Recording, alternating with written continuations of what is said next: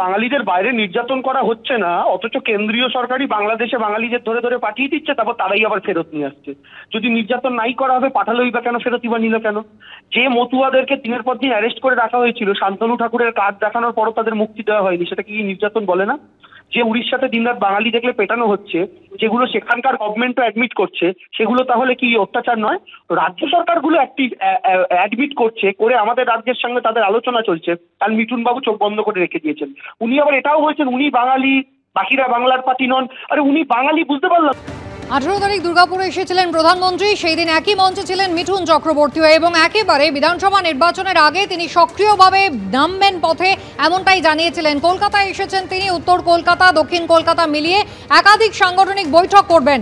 বাঙালি ইস্যুতে সরব হয়েছেন মিঠুন চক্রবর্তী, বলছেন আমি পশ্চিমবঙ্গের ছেলে। কেউ যদি বলেই বিজেপি পশ্চিমবঙ্গের পার্টি নয়, তাহলে তারা কি সত্যিই পশ্চিমবঙ্গের পার্টি? প্রশ্ন তুলেছেন মিঠুন চক্রবর্তী। যেটা মিথ্যে সেটা মিথ্যেই থাকবে। আমি বাঙালি, আমি এই পশ্চিমবাংলার ছেলে, এর থেকে বড় আর পরিচয় কী দেবো? আর যারা বলছে বিজেপি পশ্চিমবাংলার পার্টি নয়, তাদের জিজ্ঞেস করছি তারা কি সত্যিকার এই বাংলার পার্টি? এখন তো সেটা মনে হচ্ছে না, তারা তো অন্য দেশের পার্টি মনে হচ্ছে। ভিন রাজ্যে বাঙালিদের হেনস্থা করা নিয়ে যখন একেবারে সরব হয়েছে শাসক দল তৃণমূল কংগ্রেস, তখন মিঠুন চক্রবর্তী তিনি বলছেন সরাসরি মিথ্যে কথা, একেবারে মিথ্যে কথা, শুধুমাত্র উস্কানি দেওয়া হচ্ছে, কেউ কোথাও মার খাচ্ছে না। সাংবাদিকদের মুখোমুখি হয়ে কি দাবি করলেন দেখুন। একদম মিথ্যে কথা, সরাসরি মিথ্যে কথা। কোন বাঙালিদের মারা হচ্ছে সেটা বলুন। বাঙালিদের মারা হচ্ছে, কোন বাঙালিদের মারা হচ্ছে?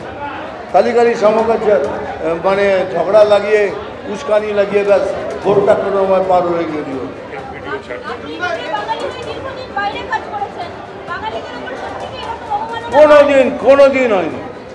কোনোদিন হয়নি। আমার সাথে ক্যারিয়ার ওয়াইজ প্রবলেম হতে পারে, যে আমি বড় স্টার হয়ে গেছি, আমাকে নামানো, সেটা অন্য ব্যাপার, কিন্তু বাঙালি হয়ে আমাকে কেউ এরকমভাবে করে। নির্বাচন কমিশন জানাচ্ছে যে বিহারে অন্তত 56 লক্ষ ভোটার বাদ পড়তে চলেছে। ভুতুরে ভোটার 1 লক্ষ, এমন ভোটার যাদেরকে কেউ ছবি দেখে চিনতে পারছে না।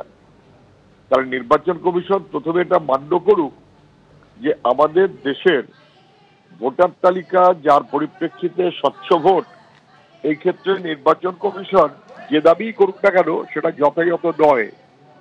ইন্টেনসিভ রিভিশন করুক, কিন্তু সেটার পরিবর্তে ইন্টেনসিভ রিভিশনের লক্ষ্য যদি হয় অন্য কোনো রাজনৈতিক মনোভাব, যেটা মহারাষ্ট্রে দেখা গেছে, তাহলে সেটা কিন্তু বিপজ্জনক।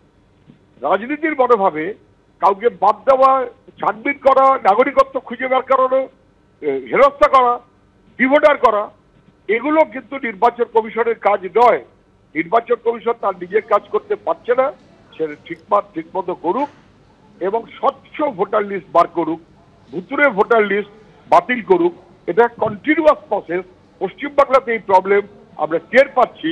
ভুতুরে ভোটারের পরিপ্রেক্ষিতে সরকার, বিহারে যেন সেটা না হয়।